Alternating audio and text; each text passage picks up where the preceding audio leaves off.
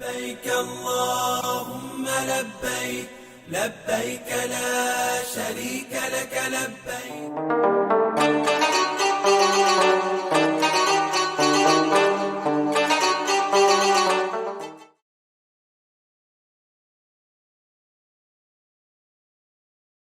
Bismillahirrahmanirrahim. Alhamdulillahirabbil alamin. Allahumma shalli wa sallim wa barik ala sayyidina Muhammadin amma ba'du.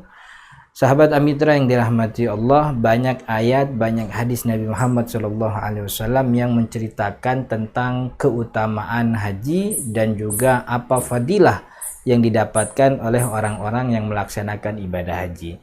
Dalam video kali ini kita akan sampaikan 5 di antaranya. Pertama, orang yang haji itu dia telah melakukan ibadah yang nilainya jauh lebih baik daripada jihad. Ini yang teriwayat kepada kita dari Sayyidah Aisyah radhiyallahu anha ketika beliau bertanya kepada Nabi Muhammad SAW tentang jihad.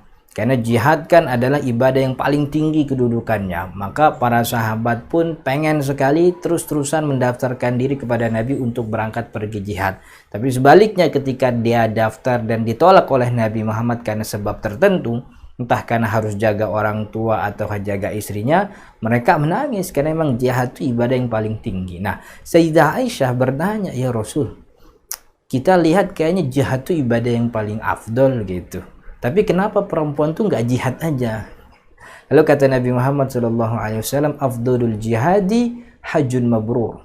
Jadi kata Nabi Muhammad, ternyata ada ibadah yang lebih afdol dibanding jihad, yaitu haji yang mabrur. Haji yang terpenuhi syarat dan rukunnya, yang diisi dengan nilai ikhlas dan juga tidak diisi dengan kemaksiatan dan juga perkataan kotor. Itu lebih afdol daripada jihad. Artinya untuk mendapatkan pahala jihad yang sekarang gak susah karena kita belum atau tidak mendapati medan perang di sekitar kita begitu ya. Maka itu ibadah haji ini menjadi jalan yang paling bisa kita amalkan agar kita meraih pahala jihad itu sendiri, dan bahkan itu lebih baik daripada jihad begitu. Kemudian yang kedua, fadilah, keutamaan yang Allah berikan kepada kita melaksanakan ibadah haji, bahwa kita ini tidak ada pahalanya kecuali langsung surganya Allah Subhanahu wa taala, kan begitu.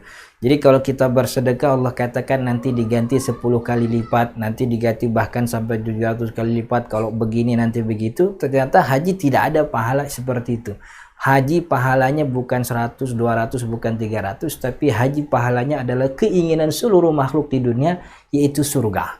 Kata Nabi Muhammad, hajjun mabrur, al-hajjul mabrur laisa lahul jaza illa al-jannah. Tidak ada pahala bagi haji itu kecuali surga. Tentu keinginan kita di dunia beribadah kepada Allah kan agar mendapatkan kenikmatan nanti di akhirat. Dan kenikmatan itu Allah sudah sediakan, salah satu caranya dengan melakukan ibadah haji. Tentu haji yang mabrur begitu ya. Selain haji mabrur dapat keutamaan, Nabi Muhammad juga SAW mengatakan orang yang berangkat haji itu nanti setelah pulang haji dosanya dihanguskan, dosanya dihabiskan, maka setelah pulang seakan-akan dia seperti bayi yang baru dilahirkan. Kata Nabi Muhammad, "Man hajja walam yarfuth walam yafsuk." Siapa yang berangkat haji kemudian dia jaga omongannya, dia jaga perilakunya, tidak berbuat kefasikan, maka ketika dia pulang kayaumi waladathu ummuh, seperti bayi yang baru dilahirkan. Bayi yang baru dilahirkan adalah pribadi, sosok makhluk yang nil dosa, yang tidak punya dosa sama sekali, dan kita bisa mendapatkan keutamaan bebas dari dosa tersebut bahkan seperti bayi yang baru lahir kalau kita melaksanakan ibadah haji. Tentu hajinya tanpa diiringi omongan yang buruk dan juga perlakuan yang fasik, perlakuan maksiat atau perlakuan buruk begitu.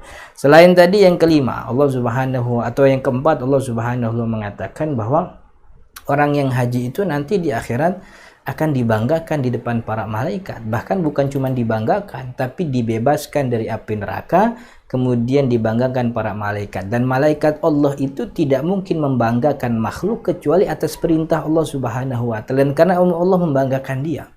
Artinya seluruh penduduk langit membanggakan kita.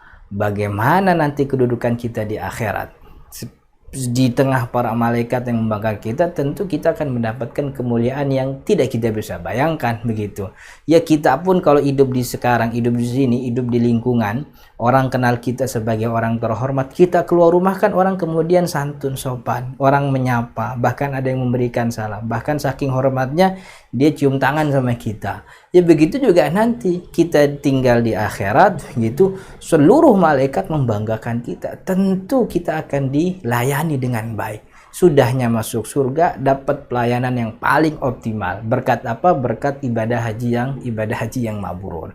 Kemudian yang selanjutnya yaitu yang kelima, bahwa orang yang haji dan umroh, termasuk umroh, adalah tamunya Allah. Tentu sebagaimana kalau kita jadi tuan rumah begitu ya, tentu kita akan menyediakan layanan yang paling baik terhadap tamu kita. Jangan sampai tamu kita pulang nih kemudian dia meninggalkan kesan buruk. Si fulan tuh nggak enak makanannya, si fulan tuh jadi tuan rumah kok kurang sopan dan seterusnya. Nah itu yang juga Allah akan sajikan. Kita akan menyajikan seluruh sajian yang baik agar kita punya kesan baik terhadap tamu kita. Dan memang kewajiban kita menghormati tamu. Bagaimana kalau yang menjamu kita adalah Allah Subhanahu wa Ta'ala? Tentu pelayanannya pelayanan yang paling baik, kenikmatannya kenikmatan yang tidak mungkin kita bisa rasakan kecuali menjadi tamu Allah Subhanahu wa Ta'ala.